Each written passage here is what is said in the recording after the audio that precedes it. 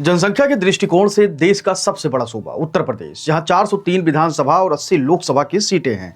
उत्तर प्रदेश के बारे में कहा जाता है कि यूपी के मतदाता जिसे चाहते हैं उसे कुर्सी पर बैठा देते हैं। केंद्र और प्रदेश की सत्ता का रास्ता यहीं से होकर गुजरता है, इसीलिए सभी पार्टियों की नज़र यूपी पर बनी रहती है। 27 का चुनाव करीब आ रहा है। ये चुनाव कोई आम चुनाव नहीं होने वाला है, बल्कि यूपी का भविष्य किसके हाथों में होगा ये चुनाव तय करने वाला है। और शायद इसीलिए सभी पार्टियां अपनी एक सुरक्षित और मजबूत किला तलाशने में या बनाने में जुटी हुई हैं। लेकिन इन सब के बावजूद एक दूसरे को मात देने के लिए कई तरीके की सभी पार्टियां हथकंडे का इस्तेमाल भी कर रही हैं।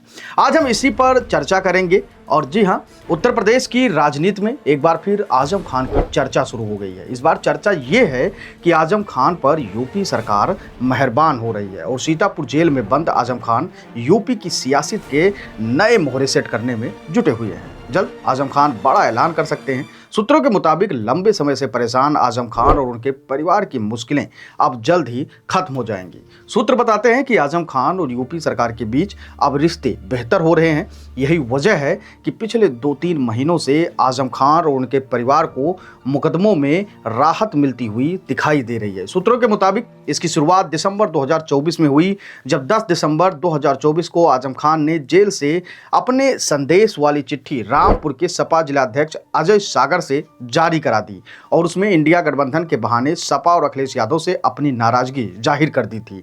जिसके बाद यूपी सरकार ने एक कदम आगे बढ़ाते हुए 30 दिसंबर 2024 को मुकदमा संख्या 126/2020 सरकार बनाम आफाक अहमद आदि के जांच के चरण में आजम खान को बचाने के आरोप में तत्कालीन एसपी और विवेचक के खिलाफ 10/9/2024 को एक सीनियर आईएएस और 2 सीनियर आईपीएस अधिकारियों की शासन से जो जांच समिति गठित की थी उसे बिना जांच के ही तत्काल प्रभाव से निक्षेपित यानी कि निरस्त कर दिया।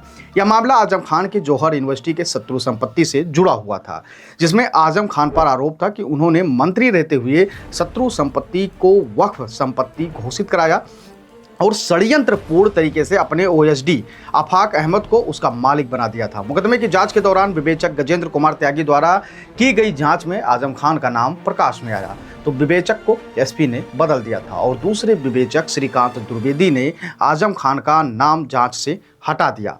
प्रकरण को गंभीर मानते हुए यूपी सरकार ने शासन स्तर से जांच समिति गठित की थी, लेकिन बिना जांच के उसे वापस ले लिया गया। सूत्रों का कहना है कि आज आजम खान की जौहर यूनिवर्सिटी में जो सरकारी जमीन सरकार में निहित हुई थी, उस मामले में भी यूपी सरकार अब लंबे समय से खामोश है और कोई एक्शन नहीं लिया गया है। इतना ही नहीं, आजम खान के बेटे अब्दुल्ला आजम को 2 पैन कार्ड, 2 पासपोर्ट और 2 जन्म प्रमाण पत्र के मुकदमे में भी सरकार की तरफ से पैरोकारी सुस्त हो गई है। हाल ही में आजम खान के परिवार को निचली अदालत से जमानत भी मिल गई है। आजम खान की पत्नी डॉक्टर तंजीम फातिमा और बेटे अब्दुल्ला आजम जमानत पर जेल से बाहर आ चुके हैं। जल्द आजम खान भी जमानत से बाहर आ सकते हैं। सूत्रों के मुताबिक यूपी के 2 सीनियर अफसर और बीजेपी के 2 बड़े नेताओं ने यह पूरी डील कराई है। अगर सब कुछ सही हुआ तो इससे अखिलेश यादव की नींद उड़ सकती है।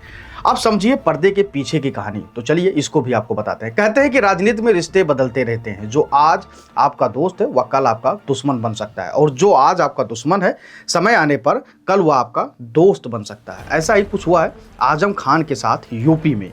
बीजेपी सरकार आने के बाद साल 2019 लोकसभा चुनाव के दौरान रामपुर के तत्कालीन डीएम अंजनय कुमार सिंह, वर्तमान में मुरादाबाद मंडल के वो कमिश्नर है, से उनकी नाराजगी क्या हुई, आजम खान बीजेपी सरकार के निशाने पर आ गए और फिर सैकड़ों मुकदमे आजम खान और उनके परिवार वालों और करीबियों के खिलाफ थाने में दर्ज करा दिए गए।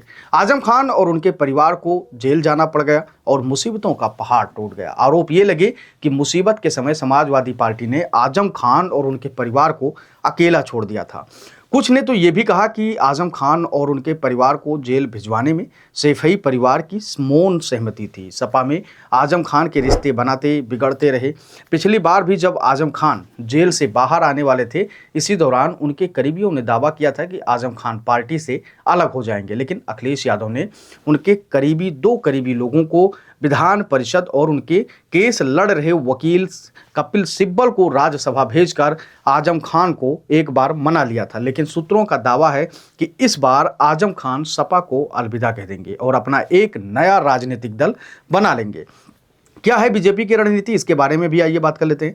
तो बीजेपी को लगता है कि अगर आजम खान और चंद्रशेखर जैसे नेता यूपी में अखिलेश यादव के विरोध में चुनाव लड़ेंगे तो इससे साल 2027 के विधानसभा चुनाव में बीजेपी फिर से सत्ता में आसानी से आ जाएगी और इसके बदले आजम खान को राहत देने में कोई घाटे का सौदा उत्तर प्रदेश योगी सरकार के लिए नहीं है, क्योंकि अगर आजम खान अखिलेश यादव की सपा के खिलाफ चुनावी मैदान में उतरते हैं तो फिर सपा को भारी नुकसान का सामना करना पड़ सकता है, जिसका सीधा फायदा बीजेपी को मिलेगा। हालांकि अब आजम खान को समझ पाना आसान नहीं है, या राजनीति के मजे हुए खिलाड़ी हैं। भले ही उनके करीबी लोग और सरकार में बैठे नेता और अधिकारी इस डील से खुश हो रहे हों, लेकिन आजम खान कब क्या फैसला लेंगे या तो सिर्फ आजम खान ही जानते हैं, क्योंकि लोग कहते हैं कि आजम खान जो कहते हैं वो करते नहीं और जो करते हैं वो कहते नहीं। फिलहाल यूपी की राजनीति और ब्यूरोक्रेसी में आजम खान की चर्चा इस वक्त खूब गर्म है, खूब बातें हो रही हैं। लगातार ये कहा जा रहा है कि आजम खान या तो चंद्रशेखर आज़ाद के साथ मिलकर और असदुद्दीन ओवैसी के साथ मिलकर एक बड़ा गठबंधन बना के उत्तर प्रदेश की सियासी जमीन में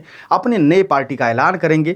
लेकिन अब देखने वाली बात ये होगी, क्योंकि बीजेपी जिस तरीके से पूरी बिसात को बिछा रही है उसमें क्या अखिलेश यादव फंसेंगे या आजम खान अखिलेश यादव से अलग होकर अपनी एक नई राजनीतिक पारी की शुरुआत करेंगे, ये तो देखने वाली बात होगी। हालांकि ये अभी अंधेरे में ही है, लेकिन इस पर चर्चा खूब हो रही है। लोगों का कहना है कि आजम खान इस बार 27 चुनाव के पहले पासा पलट सकते हैं और अखिलेश यादव को एक बड़ा झटका वो दे सकते हैं। वैसे आपको क्या लगता है कि अगर आजम खान अलग पार्टी बनाकर चुनावी मैदान में उतरते हैं, क्योंकि उत्तर प्रदेश में 403 विधानसभा की सीटें हैं, ऐसे में अगर आजम खान 403 विधानसभा सीटों पर चंद्रशेखर आज़ाद और असदुद्दीन ओवैसी के साथ एक समीकरण बना के चुनावी मैदान में उतरेंगे तो इसका सबसे ज़्यादा नुकसान किसको होगा और क्या आजम खान को ऐसा करना चाहिए या नहीं करना चाहिए? क्योंकि एक वक्त था कि सपा के जो सबसे पुराने नेता थे समाजवादी पार्टी को खड़ा करने में, जिनका सबसे बड़ा हाथ था मुलायम सिंह यादव के साथ, आजम खान ने बड़ी मेहनत और कड़ी मशक्कत के बाद समाजवादी पार्टी का नींव रखा था और कई बार प्रदेश में समाजवादी पार्टी ने अपनी सरकार भी बनाई। लेकिन अब क्या अलग होंगे या नहीं होंगे? आप अपनी राय हमको जरूर दीजिएगा कि इसमें नुकफा और नुकसान किसका है। धन्यवाद।